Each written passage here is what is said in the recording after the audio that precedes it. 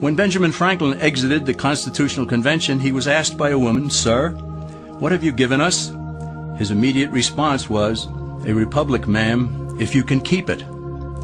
Yet most Americans today have been persuaded that our nation's governmental system is a democracy and not a republic.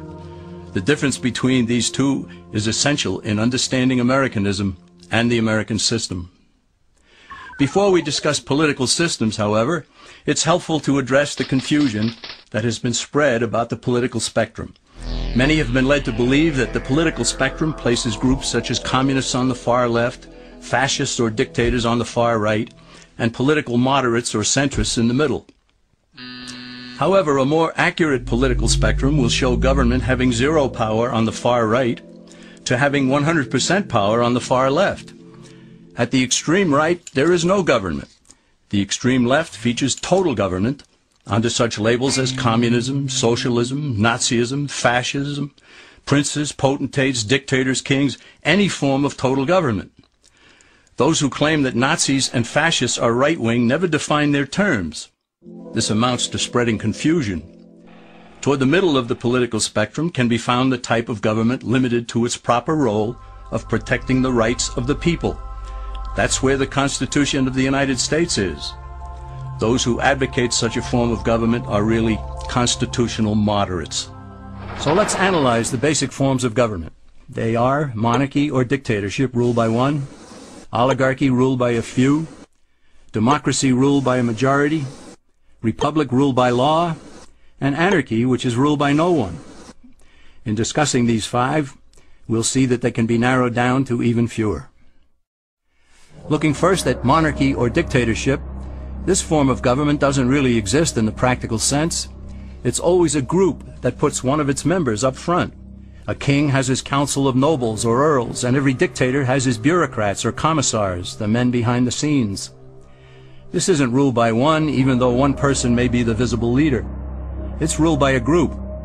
So let's eliminate monarchy, dictatorship, because it never truly exists. Oligarchy, which is ruled by a group, is the most common form of government in all history. And it is the most common form of government today. Most of the nations of the world are ruled by a powerful few, and therefore oligarchy remains. At the other end, we find anarchy, which means without government. Some people have looked over history and found that many of its worst crimes were committed by governments, so they decided that having no government might be a good idea. But this is a mistake, because as the ancient Greeks stated, without law there can be no freedom. Our founding fathers agreed and held that some amount of government is a necessary force in any civilized, orderly society. In a state of anarchy, however, everyone has to guard life, liberty, and property, and the lives of family members. Everyone must be armed, and movement is severely restricted because one's property has to be protected at all times. Civilized people have always hired someone to do the guarding, a sheriff, a police force, or some branch of government. Once law enforcement was in place, the people were freer. They could leave their property, work in the fields, and so on.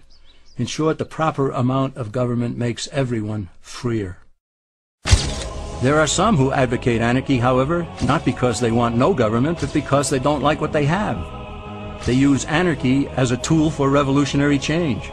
The condition of anarchy is very much like a vacuum where something rushes in to fill it.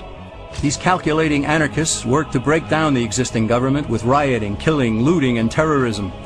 Tragically, the people living in such chaos often go to those best able to put an end to it and beg them to take over and restore order. And who is best able to put an end to the chaos? The very people who started it. The anarchists who created the problem then create a government run by them, an oligarchy, where they have total power.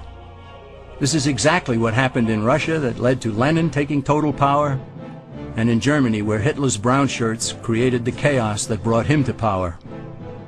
But anarchy isn't a stable form of government. It's a quick transition from something that exists to something desired by the power-hungry. It's a temporary condition, and because it isn't permanent, we eliminate it as well. The word democracy comes from two Greek words, demos, meaning people, and kratein, meaning to rule. Democracy, therefore, means the rule of the people, majority rule. This, of course, sounds good, but suppose the majority decides to take away one's home, or business, or children. Obviously, there has to be a limit. The flaw in democracy is that the majority isn't restrained. If more than half the people can be persuaded to want something in a democracy, they rule. What about republic? Well, that comes from the Latin, res meaning thing, and publica meaning public. It means the public thing, the law. A true republic is one where the government is limited by law, leaving the people alone. America's founders had a clean slate to write on. They could have set up an oligarchy. In fact, there were some who wanted George Washington to be their king. But the Founding Fathers knew history, and they chose to give us the rule of law in a republic, not the rule of a majority in a democracy. Why? Let's demonstrate the difference in the setting of the Old West.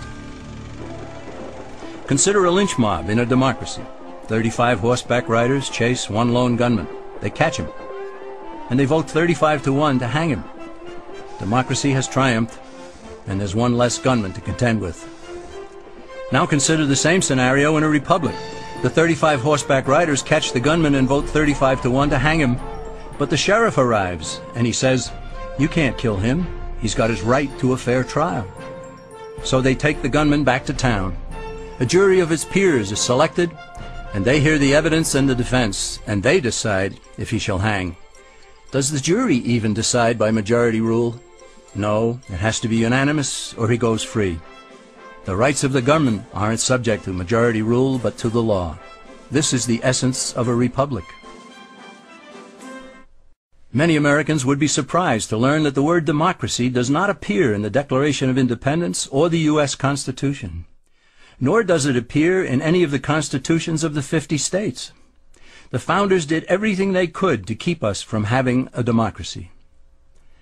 James Madison, rightly known as the father of the Constitution, wrote in essay number 10 of the Federalist Papers, "Democracies have ever been spectacles of turbulence and contention, have ever been found incompatible with personal security or the rights of property, and have in general been as short in their lives as they have been violent in their deaths." Alexander Hamilton agreed, and he stated, "We are a republican government. Real liberty is never found in despotism or in the extremes of democracy." Samuel Adams, a signer of the Declaration of Independence, stated, "Democracy never lasts long. It soon wastes, exhausts, and murders itself." The founders had good reason to look upon democracy with contempt, because they knew that the democracies in the early Greek city-states produced some of the wildest excesses of government imaginable. In every case, they ended up with mob rule, then anarchy, and finally tyranny under an oligarchy. During that period in Greece, there was a man named Solon, who urged creation of a fixed body of law not subject to majority whims. But where the Greeks never adopted Solon's wise counsel, the Romans did.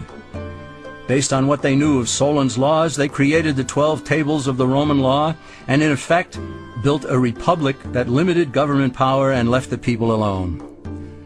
Since government was limited, the people were free to produce, with the understanding that they could keep the fruits of their labor. In time, Rome became wealthy and the envy of the world. In the midst of plenty, however, the Roman people forgot what freedom entailed. They forgot that the essence of freedom is the proper limitation of government. When government power grows, people freedom recedes. Once the Romans dropped their guard, power-seeking politicians began to exceed the powers granted them in the Roman Constitution. Some learned that they could elect politicians who would use government power to take property from some and give it to others. Agriculture subsidies were introduced, followed by housing and welfare programs. Inevitably, taxes rose and controls over the private sector were imposed. Soon, a number of Rome's producers could no longer make ends meet, and they went on the dole. Productivity declined, shortages developed, and mobs began roaming the streets, demanding bread and circuses from the government. Many were induced to trade freedom for security.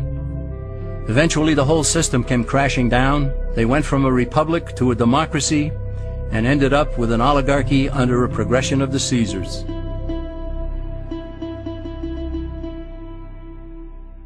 Thus, democracy itself is not a stable form of government. Instead, it is the gradual transition from limited government to the unlimited rule of an oligarchy. Knowing this, we as Americans are ultimately left with only two choices. We can keep our republic, as Franklin put it, or we will inevitably end up with an oligarchy, a tyranny of the elite.